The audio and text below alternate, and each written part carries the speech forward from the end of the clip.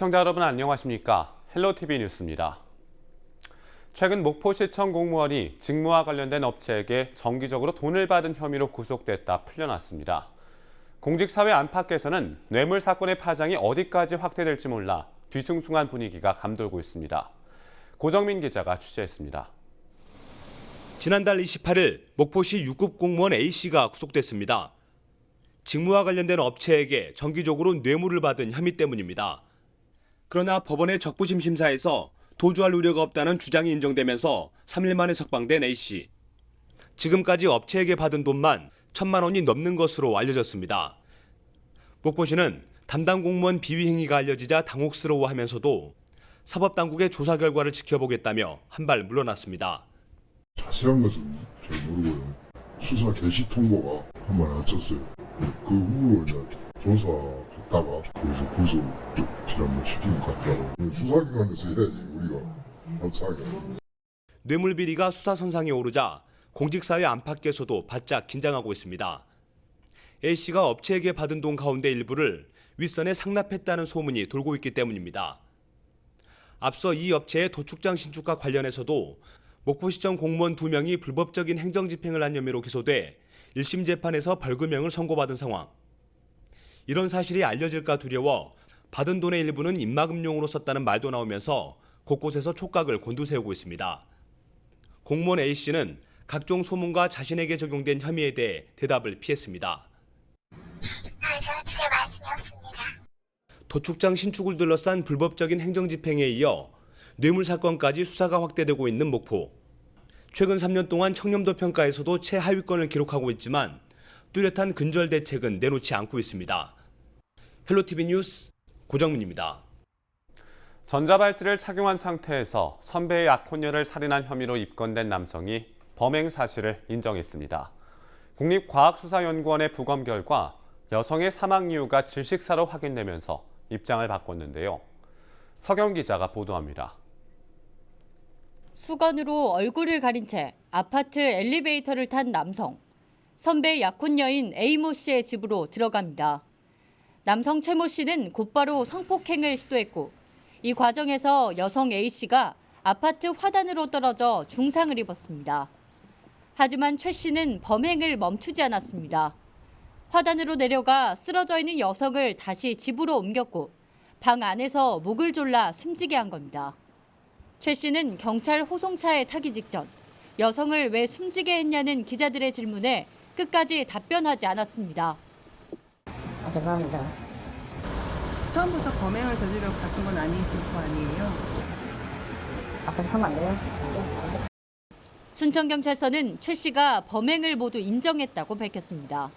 경찰 조사 초반에는 살인과 성폭행 사실을 극구 부인했지만 4차 조사 당시 핵심 증거와 국과수 부검 결과가 확인되면서 입장을 바꾼 것으로 알려졌습니다.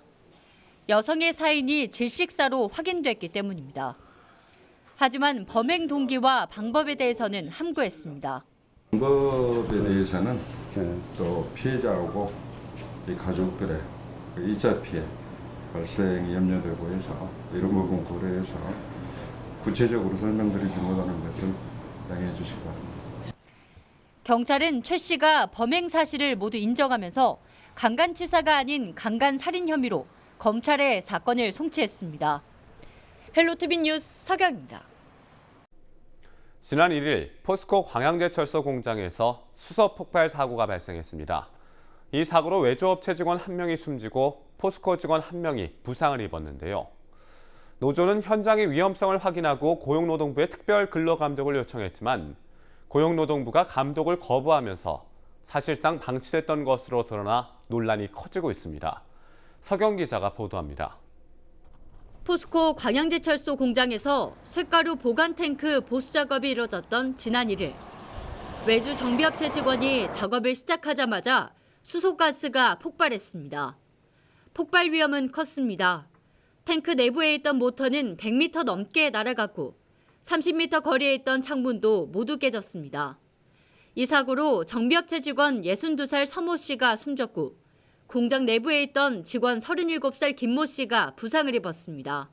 제가 그게 바로 한 10m, 20m 지점에 있었어요. 그냥 막 멍한데 정신이 없는데 어찌됐든 누가 이렇게 쓰러져 계시고 그 위로 막 물이 솟구쳐 올라가니까 아무래도 구해야 될 생각 막 들어가지고 그건 일단 구했는데 참 안타깝게 돌아가셔가지고. 민주노총 금속노조 포스코 지회는 기자회견을 열고 작업 과정에서의 문제를 낱낱이 폭로했습니다. 사측이 쇳가루 탱크에 잔류해 있던 수소가스를 확인하지 않고 외주 정비업체 직원에게 보수 작업을 시켰고 현장에 가스 감지기조차 없었다며 위험의 외주화를 꼬집었습니다. 여기에 고용노동부의 안일한 일처리에도 일침을 가했습니다.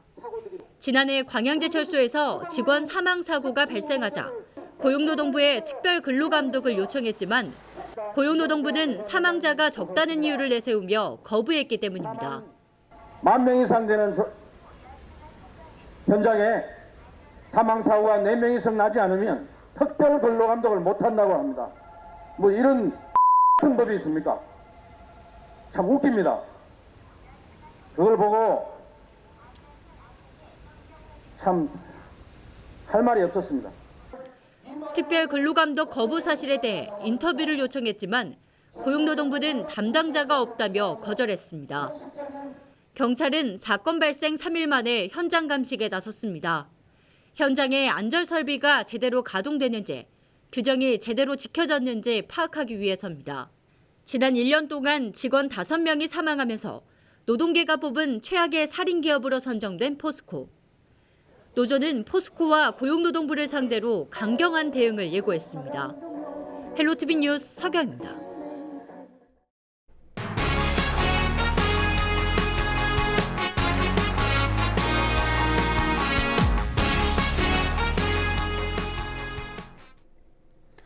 해경정비청은 경비함정처럼 특수한 배를 고치는 수리조선소로 우리나라는 현재 부산에서 단 한 곳만 운영되고 있습니다. 배가 고장나면 부산까지 가야 하는 번거로움 때문에 문재인 대통령은 앞서 대선 공약으로 서남부권 정비창 설치를 약속했는데요.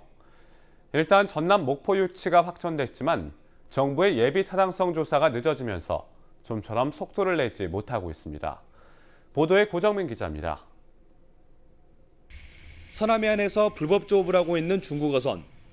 현장에 출동한 해경이 우리 해역을 지키기 위해 중국 선원들과 격렬한 몸싸움을 벌입니다. 이 과정에서 잦은 충돌 때문에 선체가 훼손되는 해경 경비함정.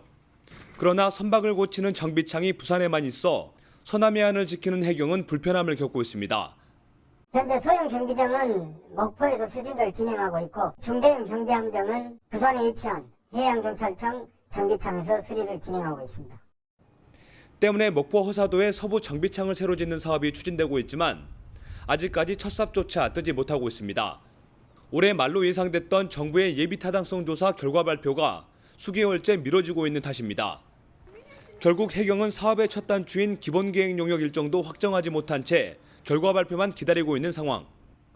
무엇보다 경제성 확보가 관건인 만큼 해경은 정비창 근무 인력을 기존 계획보다 줄이는 방안도 검토하고 있는 것으로 알려졌습니다. 목포의 정비창 시설은 꼭 하려고 사업비를 좀 건드리는 건 어렵고 저희가 인력을 좀 많이 좀 생각을 하고 있어요. 해경 정비창을 유치한 지자체도 예타 조사가 지연되면서 그야말로 노심조사입니다. 목포시는 다만 경제성만 확보되면 예타 결과는 긍정적일 것으로 본다며 오는 8월 안에 최종 결과가 나오길 기대하고 있습니다. 저희도 KDA가 늦어지니까 걱정도 많이 하고 이 양이면 좀 빨리빨리 해서 해줬으면 좋겠다 하는 게 누구보다도 좀 절실한 심정이에요. 서부 정비창을 새로 짓는 사업에 필요한 예산은 모두 2,578억 원. 전라남도는 지금까지 29억 원의 국비를 확보했습니다. 하지만 올해 안에 예타 결과가 나오지 않으면 국비를 불용 처리해야 할 가능성도 있어 우려하는 시각도 적지 않습니다. 헬로티비 뉴스 고정민입니다. 생산 과잉 문제로 애써기는 농작물이 산지에서 폐기되고 있습니다. 대부분 주산지에서 겪는 일인데요.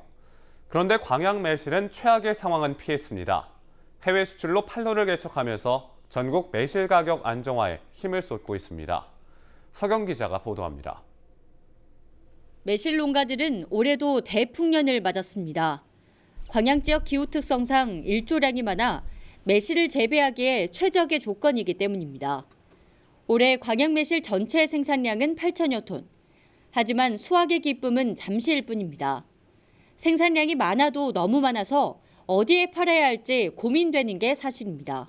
우리나라는 이거 제주도부터 강원도까지 다 되다 보니까 이게 좋다 그러면 전부 심었다가 또 안 좋다 그러면 전부 배냉기고 이것은 뭔가 정책적으로 못을 박아야 될 필요성이 있지 않는가. 이 지역에는 요 과일이 좋다. 지리적인 특구를 만들어서 그런 식으로 해야 이 수급 조절이 되지. 국내 매실 시장은 이미 과포화 상태. 매실 주산지 광양시는 일찍이 해외 수출로 눈길을 돌렸습니다. 생매실은 검역 문제로 수출을 할 수 없기 때문에 매실 장아찌나 매실청 등 수출용 가공품을 만들었습니다. 지난해 광양에서는 매실 8,400여 톤이 생산됐는데 이 가운데 400여 톤은 가공품으로 재생산돼 수출길에 올랐습니다. 중국과 일본에 이어 올해는 스위스의 한 제약회사에도 납품이 이뤄졌습니다. 이렇게 수출을 한 그런 매실들이 이제는 이 건강 기능 이 식품으로 써지기도 하고 지금은 여러 분야에서 써집니다. 또 그리고 미백 효과가 있어서 화장품에도 쓰고. 국내 매실 가격 안정화에 나선 광양시. 맞춤형 수출 전략으로 국내 시장을 넘어 해외로 눈을 돌리고 있습니다. 헬로티비 뉴스 서경입니다. 양파와 함께 최근 배추와 대파 등이 채소가 산지 폐기됐습니다. 채소 가격을 잡기 위해 과잉 생산된 채소를 수확도 하지 않고 일부 폐기한 건데요. 그런데 중만 생종 양파가 출하를 앞두고 있어 전남도가 추가 대책을 마련했습니다. 보도에 박종호 기자입니다. 올해 전남에서 생산 예정인 양파는 모두 8,475헥타르입니다. 지난해 같은 기간인 11,327헥타르보다 25% 정도 재배 면적이 줄었지만 기상 여건이 좋아 생산량이 늘어났습니다. 올해는 평소보다 15만 1,000톤 과잉 생산될 것으로 전망되고 있습니다. 최근 전라남도는 겨울 대파 4,800여 톤과 조생양파 1,800여 톤을 산지 폐기했습니다. 출하 시기가 늦은 중만생종 양파가 출하를 앞두고 있어 추가 대책을 마련했습니다.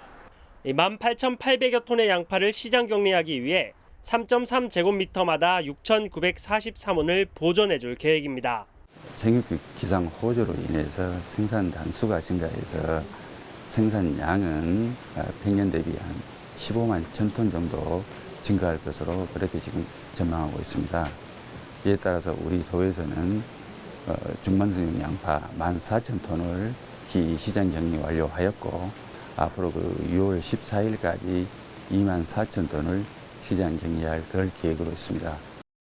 이 양파와 대파 등 채소의 산지 폐기가 해마다 반복되면서 가격 안정제와 비축 수매 확대 등 대책 마련이 제기되고 있습니다. 전남도는 일부 소득을 보존해주는 논타작물 재배와 같은 제도를 양파 등 채소에도 도입해 줄 것을 정부에 요청할 방침입니다. 수확 시기가 비슷한 밀이나 보리 등 식량 작물을 대체하면 식량 자급률을 높일 수 있다는 겁니다. 앞으로 우리 도에서는 시장 격리를 확대하고 정부 비축 수매가 신속히 이루어질 수 있도록 정부와 긴밀히 협조해 나가도록 그렇게 하겠습니다.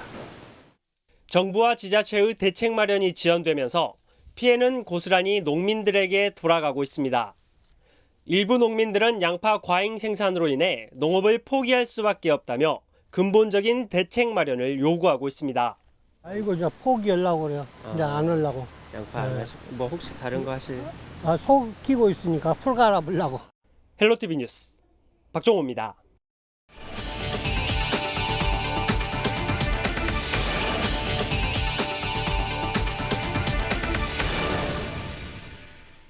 장하면 먼저 떠오르는 것이 무엇일까요?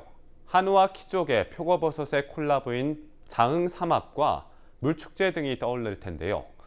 대표 축제 외에는 특별히 지역을 떠올릴 만한 키워드를 찾기가 어렵습니다. 이에 장흥을 알리기 위한 특별한 전시회가 열렸습니다. 선사시대부터 현대까지 장흥의 역사와 문화를 한눈에 볼 수 있다고 하는데요. 송유창 기자가 그 현장에 다녀왔습니다. 선사시대 사용했던 다양한 도구들, 고려시대 화장도구로 사용하던 옥색빛의 상자, 다양한 악기와 서책들, 모두 장흥 땅에서 발견된 소중한 유물들입니다. 장흥군이 기리기리 흥할 땅 장흥이란 주제로 특별 전시회를 열었습니다. 선사시대부터 현대까지 장흥군의 대표 역사문화유산과 그곳에 살았던 사람들의 다양한 삶의 흔적을 소개하고 있습니다. 이번 전시는 장흥의 역사와 문화를 일목요연하게 보여주기 위한 이런 전시이긴 한데요. 많은 사람들이 실질적으로 장흥에 뭐가 있을까 하고 볼 게 없다고 생각합니다. 근데 이번에 저희가 모았던 유물들을 보면 깜짝 놀라실 거고요. 특히 이곳에는 역사적 중요 사료로 사용되는 유적들도 대거 포함됐습니다. 고려시대에는 향소 부곡이라는 특수 행정구역이 있었습니다. 이 가운데서 제 옆에 보시는 이 유물들이 향에서 출토된 유물들인데요. 장흥지역에는 실제로 유치향이라는 마을이 있었고 이 마을을 통해서 고려시대 향의 실제 위치를 확인할 수 있는 사례로 꼽히고 있습니다. 여러 문인들을 배출했던 곳인 만큼 그들에 대한 작품도 함께 전시했습니다. 또 정유재란 당시 의병활동과 구한말 동학농민혁명의 최우격전지, 일제강점기 독립운동가들의 활동지였던 장흥의 모습도 고스란히 담겼습니다. 장흥이란 이름을 갖게 한 공예태우 정한 임씨와 관련된 문화재도 이곳에서 볼 수 있으며 특히 국내에서는 유일하게 안중근 의사 영정과 위패를 모신 장흥 해동사에 대한 이야기와 안중근 의사 유필도 함께 전시돼 눈길을 끌었습니다. 이번 전시회를 찾은 사람들은 그동안 몰랐던 장흥의 역사와 문화를 새롭게 알 수 있었다며 반가움을 전했습니다. 정남진에 이거하는 게 깊은 이런 그 유물이 나왔다고 하는 거. 그래서 더욱더 문화를 깊이 이해를 하는 계기가 되지 않겠는가 생각합니다. 처음 이렇게 시작 단계부터 현재까지 다 구성이 되어 있어서요. 장흥의 역사를 잘 이렇게 다 돌아볼 수 있는 그런 계기가 됐을 것 같습니다. 이번 전시회는 모두 4부로 구성했으며 선사와 고대 모습과 고려시대 불교 문화, 조선시대, 마지막으로 근대 이후 문예를 잇는 장흥에 대해 다루고 있습니다. 장흥군은 이번 전시를 통해 역사와 문화의 고장 장흥을 널리 알리겠다는 계획입니다. 우리 정남진 장의 많은 역사 문화를 도민은 물론이고 대한민국 많은 사람들한테 알리는 계기로 삼겠습니다. 그리고 장흥에 있는 모든 문화유산은 게리게리 전승시켜서 그야말로 정남진 장흥은 물리무양이 되도록 하겠습니다. 이번 특별전은 오는 9월 1일까지 국립나주박물관에서 진행될 예정입니다. 헬로티비 뉴스 송희창입니다. 코레일 광주본부와 신안군이 야간 정기영차를 활용한 자전거 투어 상품을 운영합니다. 자전거 객차가 연결된 무궁화호는 오는 21일 밤 용산역을 출발해 이튿날 새벽 4시 10분 목포역에 도착합니다. 자전거 투어 열차는 오는 11월까지 토요일마다 격주로 운행됩니다. 코레일 광주본부는 무궁화호 열차에 자전거 객차를 연결해달라는 고객들의 요구를 반영했다고 밝혔습니다. 전남 지역 지자체들의 지방재정 신속 집행률이 저조한 것으로 나타났습니다. 전남 22개 시군의 올 상반기 목표율은 55%입니다.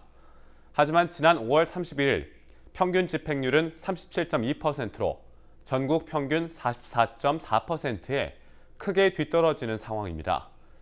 시군별로는 담양군이 29.8%로 가장 낮았고 구례군 31.2%, 장성군 31.3%, 고흥군 31.4% 순입니다. 반면 신안군이 51%로 가장 높았고 나주시가 45.5%로 전국 평균을 웃돌았습니다. 광양시가 전라남도 최초로 사회적 경제지원센터를 열었습니다. 광양 사회적 경제지원센터는 사회적 경제조직의 협력 네트워크를 구축하고 관련 팀과 기업을 단계적으로 지원, 관리할 예정입니다. 또한 사회적 경제기업의 제품 판로 확대를 위한 마케팅을 지원할 계획입니다. 목포해양경찰이 음주운항과 낚싯배 안전저해 행위 등에 대해 특별 단속에 나섭니다. 목포해경은 오는 24일까지 다중이용 선박 등 모든 선박을 대상으로 음주 단속과 안전 위반 행위, 교통 위반 행위와 서류 미비치 등을 집중 점검할 계획입니다.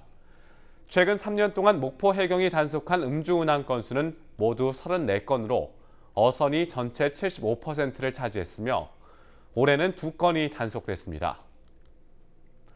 완도군이 오는 17일부터 전남 공공산후조리원 3호점이 문을 연다고 밝혔습니다. 완도 대성병원에 마련된 공공산후조리원 3호점은 지상 2층 규모로 10개의 산모실과 신생아실, 수유실과 산모 돌봄센터 등의 시설을 갖췄습니다. 공공산후조리원 이용료는 2주에 154만 원으로 기초생활수급자와 차성위 계층 등에 대해 이용료의 70%를 지자체가 지원할 예정입니다. 진도군이 오는 28일까지 매주 토요일 버스킹 공연에 함께할 참가자를 모집합니다. 진도군은 다음 달 대명 리조트 개장에 발맞춰 관광객이 급증할 것으로 보고 매주 토요일 진도연합 새마을금고 주차장과 울돌목 주말장터를 돌며 버스킹 공연을 선보일 예정입니다. 버스킹 공연은 매주 토요일 30여 분 동안 진행되며 악기 연주나 국악, 노래 등 다양한 분야에서 참여할 수 있습니다. 우리 지역의 이슈 콕 짚어봅니다. 헬로 이슈 토크. 지역의 현안을 시시각각 다뤄보는 헬로 이슈 토크 시간입니다. 광주 전남 지역 관광 활성화를 위해 도입한 통합관광 할인카드인 남도패스가 제 역할을 하지 못해 우려가 깊어지고 있습니다. 이로 인해 전남 관광객 6천만 시대를 위한 콘텐츠 전략도 시급한 과제로 떠올랐는데요. 또한 한때 식물공항이라는 말까지 나왔던 무안국제공항이 24시간 내내 불이 켜지며 호남권 관문공항으로 자리매김하고 있습니다. 이와 관련된 이야기 지금 시작하겠습니다.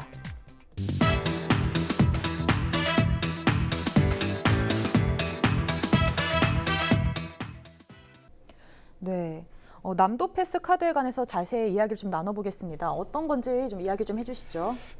전남을 찾는 관광객이 5천만을 돌파했어요. 2017년도 한국문화관광연구원이 발표한 자료를 보니까 전국의 주요 관광 거점의 그 입장객을 통계로 해서 봤을 때 전라남도가 약 5,080만 명 정도가 방문을 했는데 경기도에 이어서 두 번째 순위로 이렇게 나타났습니다.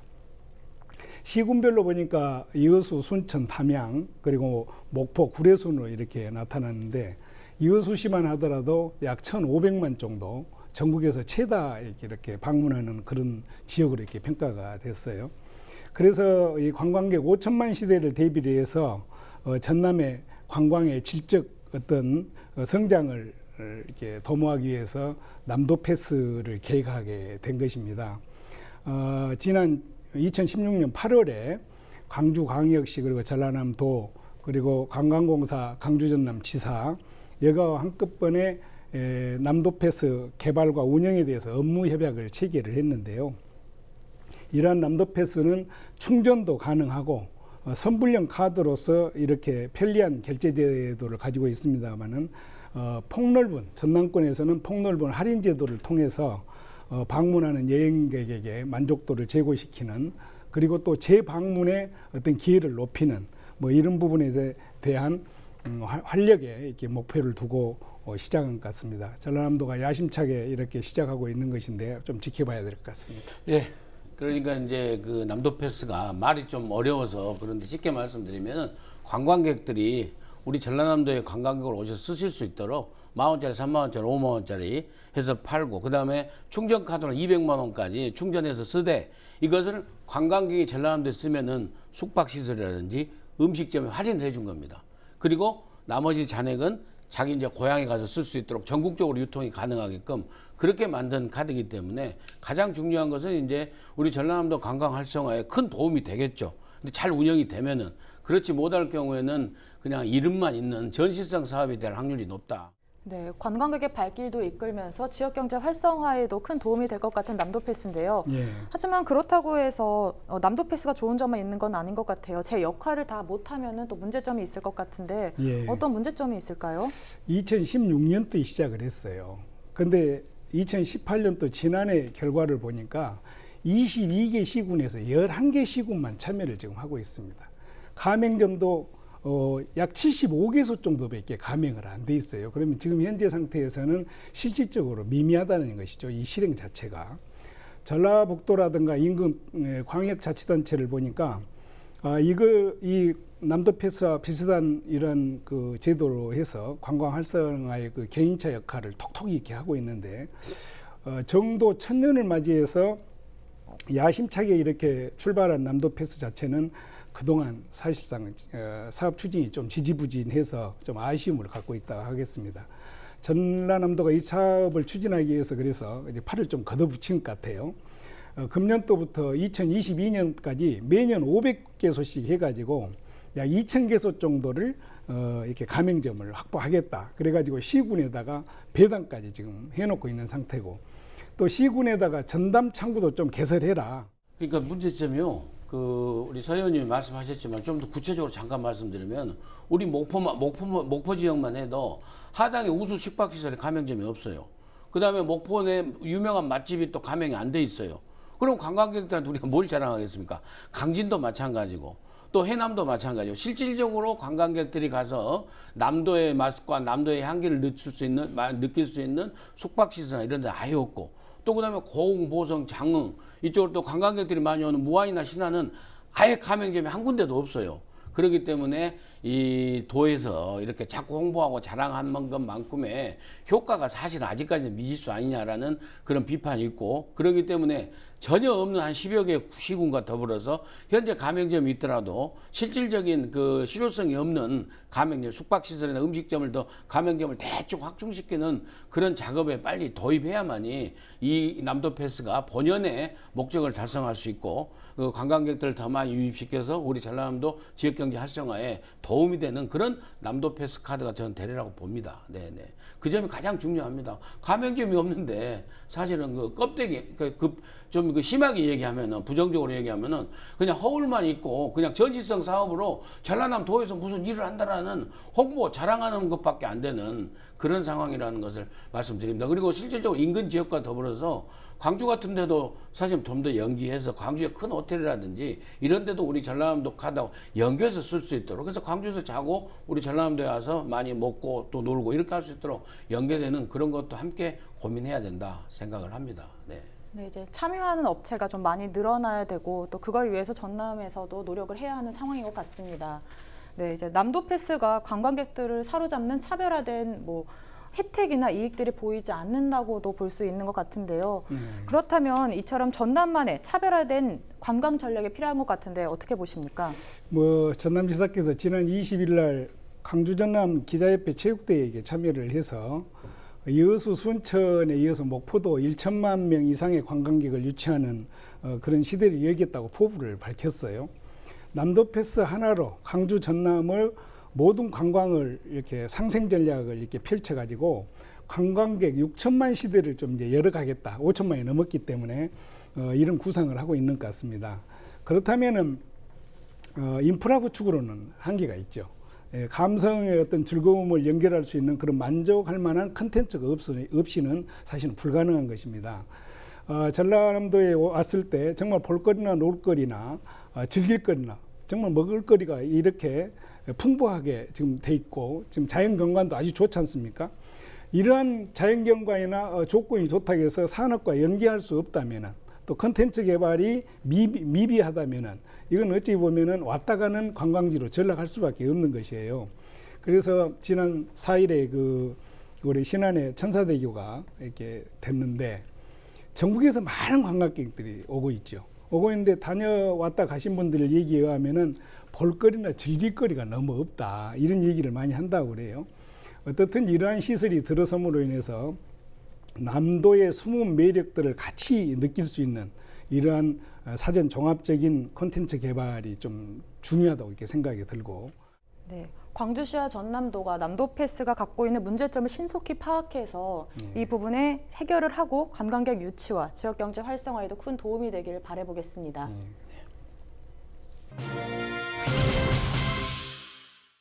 지난해 무안국제공항 이용객 50만 돌파와 함께 광주공항과의 통합을 확정지은 무안국제공항의 앞으로의 행보가 주목되고 있는데요. 최근에도 역시 24시간 내내 불이 켜지며 호남권 관문공항으로 자리매김하고 있습니다. 네, 그래서 무안국제공항이 항공사 허브공항으로 운영되고 또 호남권 관문공항으로 위상을 높여가고 있는 상황인데 어떻습니까? 2007년도에 개항을 했죠. 그런데 무안공항에 그동안 많은 우여곡절이 있었습니다만은 국내 공항공사 자료에 보니까 우선 국제선이 8개국에 12개 노선, 그리고 국내선이 약 2개 노선, 부정기편이 한 3개 노선 운영을 했어요. 그러니까 하루 평균 한 20여 편이 뜨고 내리고 있는 여사에 좀 탄력을 받고 있다고 볼 수 있습니다. 지금까지 지난달에 보니까 지금까지 이용하는 공항 이용객 수가 약 32만 3천 명 정도. 작년에 같은 기간에 비해서 약 2배 정도가 현재 늘었습니다. 앞으로 또 국제적인 국제선도 추가적으로 이렇게 취항할 계획으로 있다고 보니까 올해 최소한도 한 100만 명 정도는 이용할 것으로 이렇게 무난히 그러한 달성할 것으로 이렇게 전망을 하고 있어요. 그래서 사람 숫자가 이용객이 많아진다고 보면은 우선 공항 시설에 대한 편익 시설이 좀 늘어나야 될 것이고, 리모델링을 통해서 또 국제적인 어떤 여객으로서 면모를 갖추기 위해서는 면세점도 좀 확장해야 될 것이고, 주차장도 좀 정비를 해야 될 것이고, 이러한 부분에 대대적으로 이렇게 이용할 수 있는데 편리할 수 있도록 좀 정비를 하고 있습니다. 무안공항은 보니까 일본이나 방콕이나 중국 이런 데 국제 노선을 많이 하고 있는데, 제주항공이 무안을 거점으로 해서 운영을 직접적으로 좀 하고 있는데, 연말까지 해서 조종사 한 30명 정도, 그리고 종사자 약 한 80명 정도를 무안공항에서 운영할 계획으로 갖고 있어요. 이러한 배경이 왜 어디서 나왔냐 이렇게 보니까, 제주항공이 무안공항에서 노선 확장을 통해 가지고 수송 여객 기준으로 봤을 때 지난해 4월 말까지 봤을 때 제주항공이 무안공항에서 약 8.8% 정도를 차지했는데, 금년 또 4월 말 기준을 보니까 약 73.2%, 7배 정도가 무안공항에서 제주항공 이용률이 높아진 겁니다. 그래서 무안공항을 허브공항으로 만들겠다 하는 것이 제주항공의 목표인 것이죠. 개항한 지 약 12년 됐습니다만은 항공사 허브 공항으로 운영이 된다면은 호남권 관문으로서 그 위치를 좀 높여갈 수 있는 그런 계기가 아닌가 이렇게 보고 있습니다. 예, 공항 자체의 활성화로는요, 무엇보다도 접근성이 가장 중요하지 않겠습니까? 접근성이 가장 중요한데, 이 접근성이 많이 해결됐다, 단체 관광으로부터 해서 그 접근성을 하기 위해서는 이 관광 노선을 많이 개발을 하게 되면은 당연히 이제 접근하게 되고 또 오게 되고 하겠지 않습니까? 그래서 외국 관광객들이 주로 이 서남권의 관광으로 오는데 무안공항을 이용하고, 또 서남권에 있는 우리 내국인들이 일본, 동남아, 중국으로 여행을 갈 적에 전세 공항으로, 허브 공항으로서의 또 무안공항을 이용하고, 그래서 외국인 관광객과 내국인이 나가는 관광객들이 다 무안공항을 많이 이용하는 이런 측면에서 많이 활성화가 됐다는 거죠. 초창기에는 정말 해남에서 불시착하는 사고가 해남에서 사고가 나가지고 이제 영암 3호에 있었던 공항이 대체로 우리가 무안 국제공항을 만들었는데, 처음에는 정말 할 줄에 풀이 있었습니다. 근데 그때 비하면은 격세지감을 느낄 정도로 지난달 말까지만 해도 벌써 32만 명이 넘었으니까 연말까지는 100만 명이 되지 않습니까? 그래서 무안국제공항의 새로운 모습, 활성화되는 모습을 지금 우리가 분명히 보고 있는 것은 사실입니다. 네. 네, 그럼 무안국제공항의 활성화와 함께 우리가 기대해 볼 수 있는 효과는 어떤 게 있을까요? 그동안은 사실은 무안공항이 국제공항이라고 말할 수 없을 정도로 이렇게 인프라 구축이라든가 빈곤의 악순환이 사실 있었던 건 사실입니다. 이제 노선이 증가하고 그러다 보니까 2017년도에 보니까 29만 8천 명 정도가 이용했는데, 작년 말에 56만 정도 급증했어요. 이러한 이제 급증하다 보니까 입지적이나 경제적인 인프라를 좀 활용한다고 보면은 항공 정비 사업이라든가 또 항공 정비 사업을 통하는 양질의 어떤 일자리를 창출한다든가 이런 연관 사업이 좀 발전할 걸로 이렇게 보고 있고요. 최근 중국에서 이제 한류 금지령이 있었습니다만은 좀 해지 분위기가 있지 않습니까? 그렇다 보면은 중국 노선을 여기서 운영을 많이 하기 때문에 중국 유커들의 관광객 유입이 좀 많이 될 걸로 이렇게 예상도 하고 있습니다. 또 꾸준히 늘어나고 있는 것이 대만이나 일본이나 싱가포르 관광객은 무안공항에서 꾸준히 늘어나고 있습니다. 그렇다 보면은 이분들이 이용할 수 있는 새로운 신흥시장이라든가 이런 것들도 좀 고려해서 만들어야 되지 않겠습니까? 또 호남 고속도로, 호남 그 고속철도가 경유를 앞으로 하게 될 것이고, 또 강주에 있는 민간항공이 또 이전하게 될 것이고, 또 그리고 흑산항이 또 흑산공항이 개항이 된다면은 아마 무안공항 자체가 그 중심권으로서 더욱 탄력을 좀 받을 것으로 이렇게 보고 있어요. 그래서 우리 서남권에 대한 거점 공항으로서 좀 발돋움이 되지 않을까 기대도 하고 있습니다.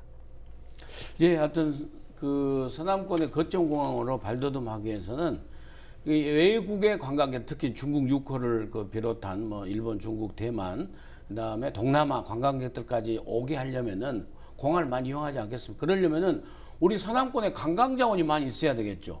외국 관광객들이 볼거리가 있어야 오지 않겠습니까? 외국 관광객들이 많이 와야 또 공항이 활성화되고 그게 같이 아주 연동되어 있는 문제이기 때문에 실질적으로는 우리 관광 자원, 서남권에 있는 이 보물 같은 관광 자원을 갖다가 전부 다 인프라를 더욱더 활성화시 구축하는 것이 무안공항의 활성화하고 직결되어 있다 하는 측면이 있고요. 또 나가는 관광객들이 더 많은, 우리 내국인들이 외국에 나갈 적에 많은 무안국제공항을 이용할 수 있도록 하기 위해서는 무안국제공항에서 외국으로 가는 노선을 많이 개발해야 된다. 지금에서 무안에서 후쿠오카, 지금 후쿠오카를 대한민국에서 가는 그 노선이 많이 있거든요. 근데 우리 무안에서 일본의 후쿠오카 가는 노선이 주 4회가 있습니다. 그러면은 일본을 가는 관광객들이 벌써 일주일에 4번 정도는 무안국제공항을 많이 이용하지 않습니까? 이런 식으로 외국하고 노선을 많이 개발해서 하는 것이 또한 무안국제공항의 활성화에 굉장히 중요한 문제라고 생각을 하고요.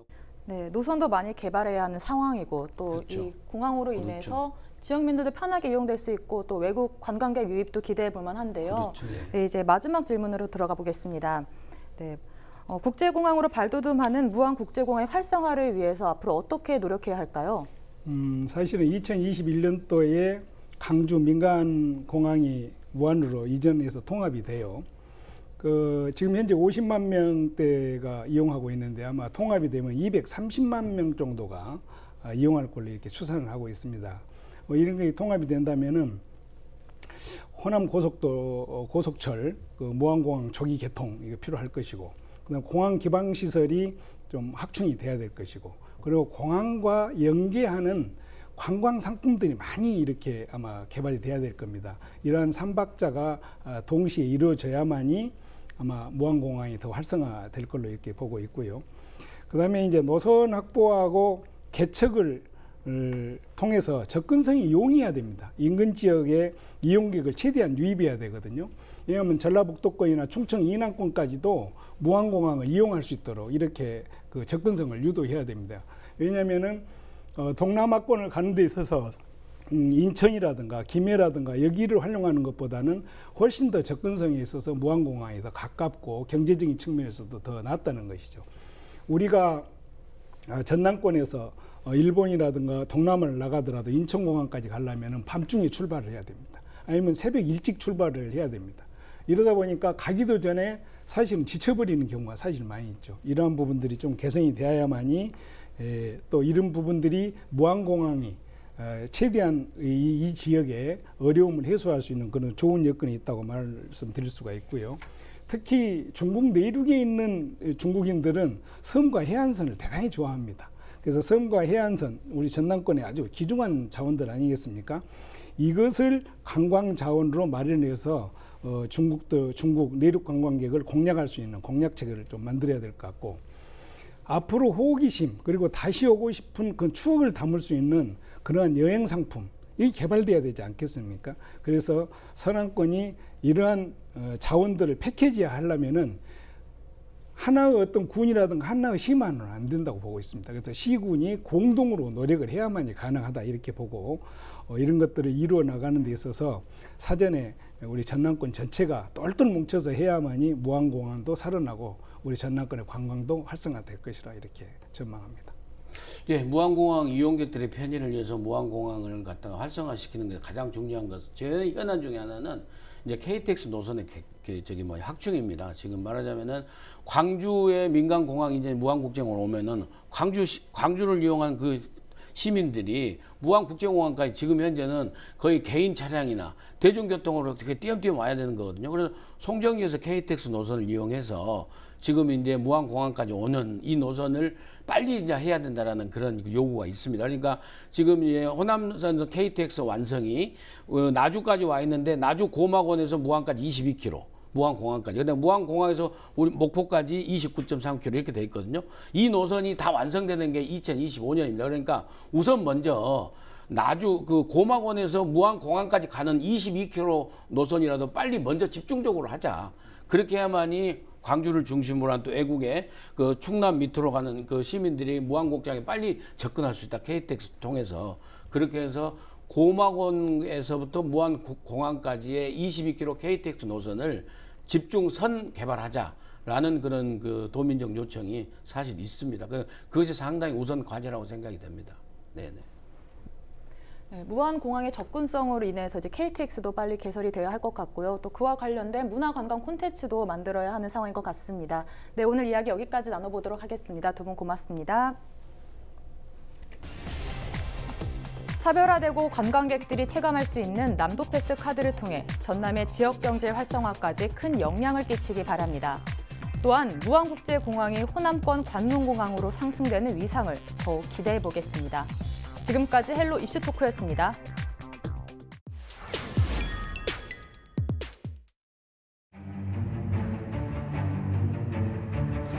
$180만 시세가 있었는데 연락을 이제 안 하려고. 최근 가격 하락으로 양파의 산지 폐기가 진행됐는데 이 중만생종의 양파의 산지 폐기도 또다시 진행될 예정입니다. 산지 폐기가 예정인 양파밭을 찾아왔습니다.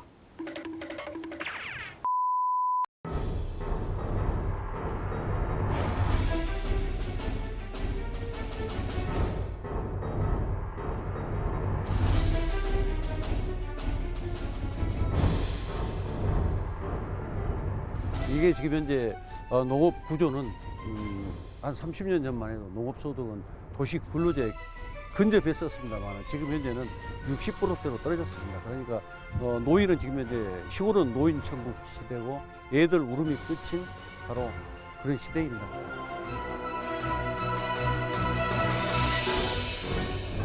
이 한때 이 밭의 양파 가격은 최대 180만 원까지 올랐는데요. 이 가격이 계속 떨어지면서 80만 원 수준도 되지 않자 결국 산지 폐기할 수밖에 없는 상황입니다. 제가 한번 이 양파의 상태를 확인해 보도록 하겠습니다. 아니, 봐봐요. 와, 양파가 얼굴만한데. 네. 양파가 지금 폐기 수준이긴 한데 이 줄기나 이런 쪽은 시들어 있긴 하지만은 우리가 먹는 부분은 아직도 이렇게 단단하고 확실히 아직 폐기하기에는 좀 아까운 것 같습니다. 겉을 좀 까봤는데 우리가 주변에서 쉽게 먹을 만큼 정말 단단하고 상태가 좋은 것 같은데요. 어떻게 하나 가져가시겠어요?